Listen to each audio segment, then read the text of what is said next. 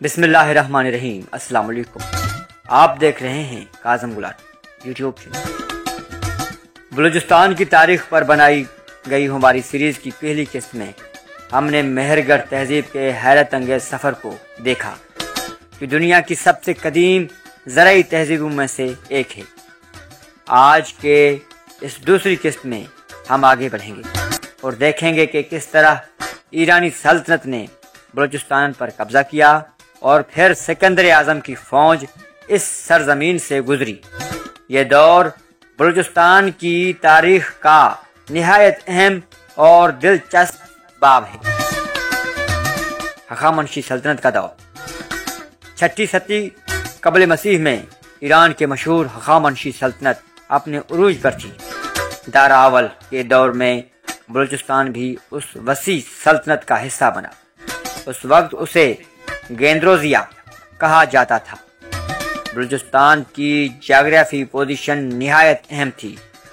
یہ مشرق اور مغرب کو ملانے والے تجارتی راستوں کا مرکز تھا۔ قافلے یہاں سے گزرتے اور ایران، وسطی ایشیا اور ہندوستان کے درمیان سامان کی ترسیل کرتے۔ اس دور میں بلوچستان کے لوگ سلطنت کے فوج میں خدمات انجام دیتے تھے۔ یوں یہ خطہ ایرانی سلطنت کا لازمی جزو بن گیا۔ سکندر اعظم کی آمد۔ دوستو، 4 صدی قبل مسیح میں دنیا نے ایک نیا فاتح دیکھا، سکندر اعظم۔ یونان سے نکل کر اس نے مصر، ایران اور ہندوستان تک فتوحات حاصل کی۔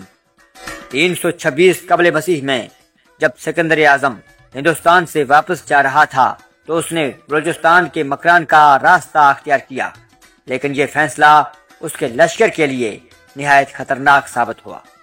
ریت کے طوفان، پانی کی کمی اور قحط نے ہزاروں سپاہیوں کو ہلاک کر دیا۔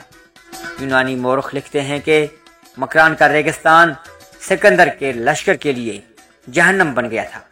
کھانے کو کچھ نہ تھا، پینے کو پانی نہیں تھا اور سپاہی راستے میں دم توڑتے گئے۔ کہا جاتا ہے کہ سکندر نے دنیا کو فتح کیا مگر بلوچستان نے سکندر کو آزمایا۔